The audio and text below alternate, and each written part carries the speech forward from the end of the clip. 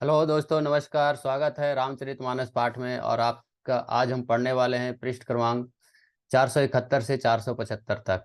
तो अभी हमने जो पढ़ा है 470 पृष्ठ तक पढ़ा है, और आज हम पढ़ने वाले हैं 471 से 475 तक। चलिए आइए शुरुआत करते हैं।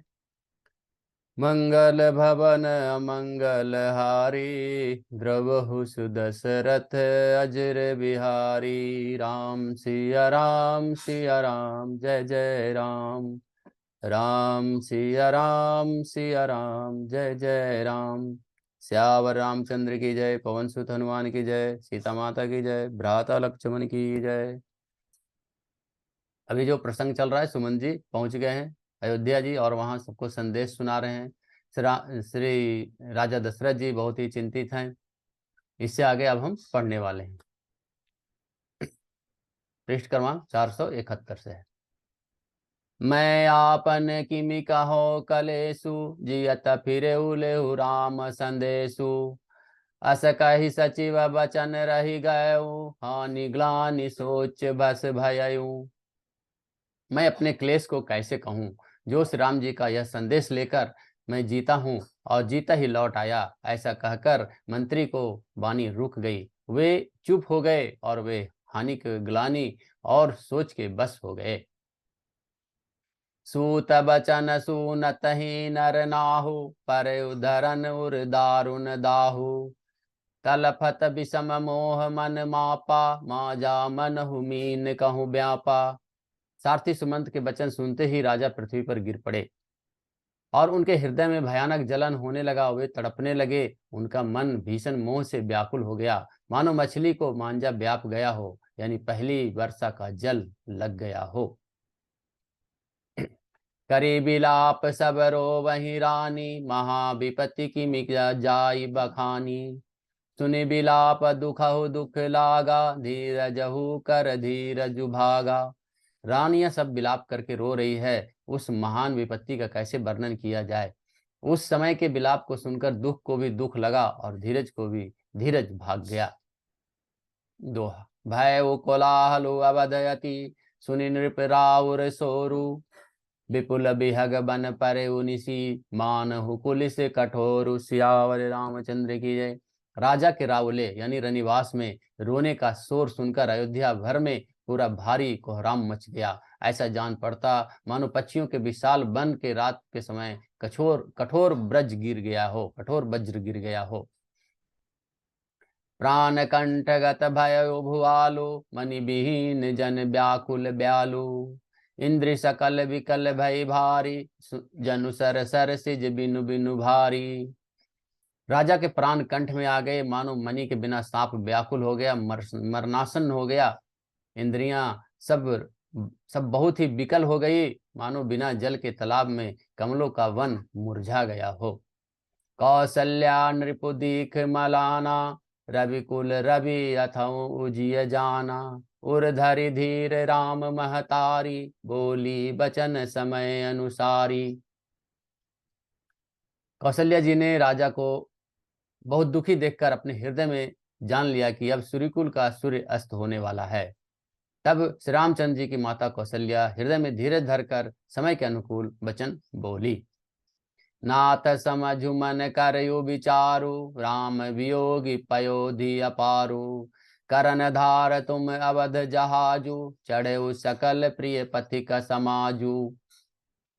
हे नाथ, आप मन में समझकर विचार कीजिए कि श्री रामचंद्र जी का वियोग अपार समुद्र है, अयोध्या जहाज है, और उसके आप कर्णधार हैं, उसके आपको खेने वाले हैं। सब प्रियजन कुटुंबी और प्रजा ही यात्रियों का समाज है, और जो इस जहाज पर चढ़ा हुआ है। धीरज धैर्य तपाई अपारु, नहीं तब बुढ़ई सब परवारु। जो जिय धरई विनय पिय मोरी, राम लखन सिय मिलहि बहोरी। आप अगर धीरज धरिएगा तो सब पार पहुंच जाएंगे, नहीं तो सारा परिवार डूब जाएगा। हे प्रिय स्वामी, यदि मेरी विनती हृदय में धारण कीजिएगा तो श्री राम लक्ष्मण और जानकी फिर आ मिलेंगे।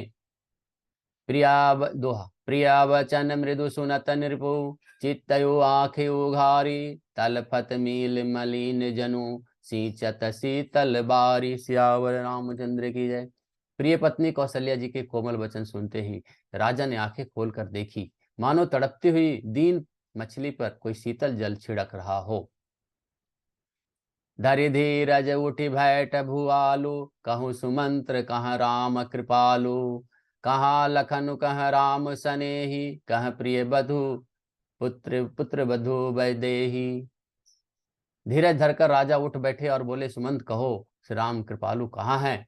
लक्ष्मण कहाँ है? स्नेही राम कहाँ है? मेरी प्यारी बहू जानकी वैदेही कहाँ है? बिलपत राव बिकल बहु भांति, भय जुग सरिस सिराति नराति। तापस अंध साप सुधि आई, कौशल्या ही सब कथा सुनाई। राजा व्याकुल होकर सब प्रकार से विलाप कर रहे हैं। वह रात युग के समान बड़ी हो गई। बीतती ही नहीं, राजा को अंधे तपस्वी श्रवण कुमार के पिता के श्राप की याद आ गई। उन्होंने सब कथा कौशल्या को कह सुनाई। भयो विकल बरनत इतिहासा, राम रहित दिग जीवन आसा।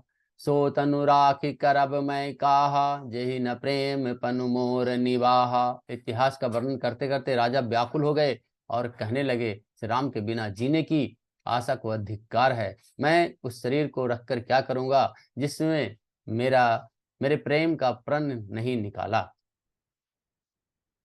हा रघुनंदन प्राण प्रीते, तुम बिनु जियत बहुत दिन बीते। हा जानकी लखन हा रघुवर, हा पितु हित चित चातक जलधर।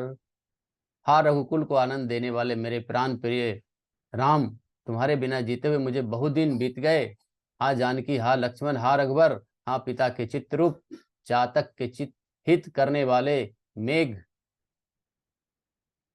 दोहा। राम राम कही राम कही, राम राम कही राम। तनु परिहर रघुवर बिरहे, राव गए उसुर धाम। सियावर रामचंद्र की जय। राम राम कहकर, फिर राम कहकर, फिर राम राम कहकर और फिर राम कहकर राजा श्री राम के विरह में शरीर त्याग कर सुरलोक को सिधार गए। जियन मरन फलु दशरथ पावा, अंड अनेक अमल जसु छावा। जियत राम विदु बदनु निहारा, राम बिरह करि मरनु सवारा। जीने और मरने का फल तो दशरथ जी ने ही पाया, जिनका निर्मल यश अनेकों ब्रह्मांड में छा गया। जीते जी तो श्री रामचंद्र जी के चंद्रमा के समान मुख को देखा और श्री राम के विरह को निमित्त बनाकर अपना मरण सुधार लिया। शोक बिकल सब रो वही रानी, रूप सीलु बलु तेज बखानी। करही बिलाप अनेक प्रकारा, परही भूमि तल बारही बारा। सब रानियां शोक के मारे व्याकुल हो रही है। वे राजा के रूप, शील, बल और तेज का बखान कर करके अनेकों प्रकार से विलाप कर रही है और बार बार धरती पर गिर गिर पड़ती है। बिलपहि बिकल दास अरुदासी, घर घर रुदनु करही पुरवासी। अतयु आजु भानु कुल भानु, धर्म अवधि गुण रूप निधानु। दास दासीगण व्याकुल होकर विलाप कर रहे हैं और नगर वासी घर घर रो रहे हैं। कहते हैं कि आज धर्म की सीमा, गुण और रूप के भंडार, सूर्यकुल के सूर्य का अस्त हो गया।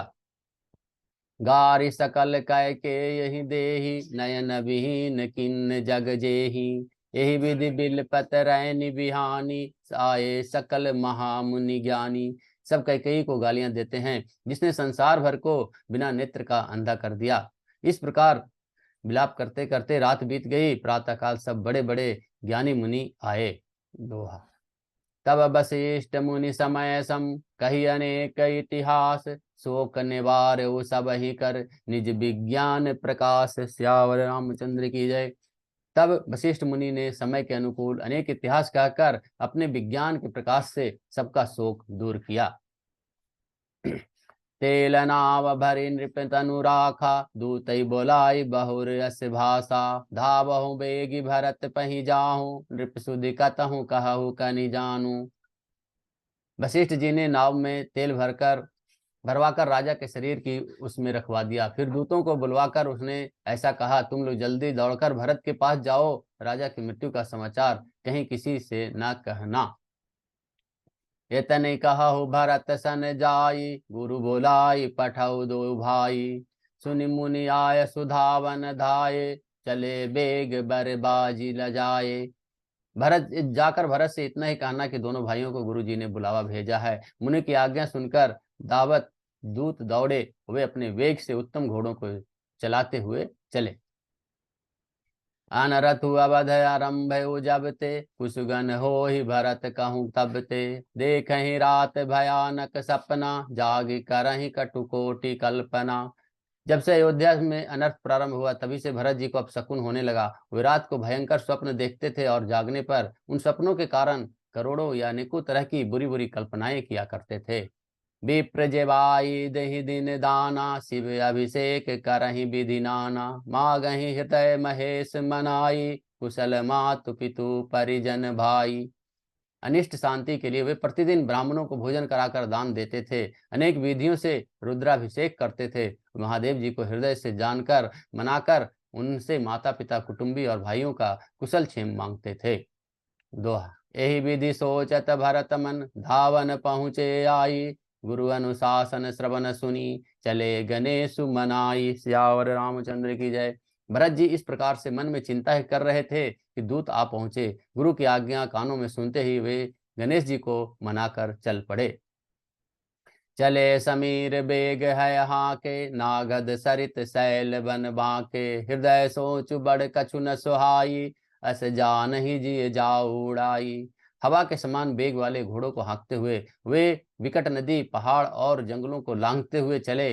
उनके हृदय में बड़ा सोच था, कुछ सुहाता न था। मन में ऐसा सोचते थे कि उड़कर पहुंच जाऊं। एक निमेष बरस सम जाई यही विधि भरत नगर नियर आई असगुन हो ही नगर पैठारा रटहि कुभाति कुखेत करारा। एक एक निमेष वर्ष के समान बीत रहा था। इस प्रकार भरत जी नगर के निकट पहुंचे। नगर में प्रवेश करते समय कुछ शकुन होने लगे और कौवे बुरी तरह बैठकर बुरी तरह से काँव काँव कर रहे हैं।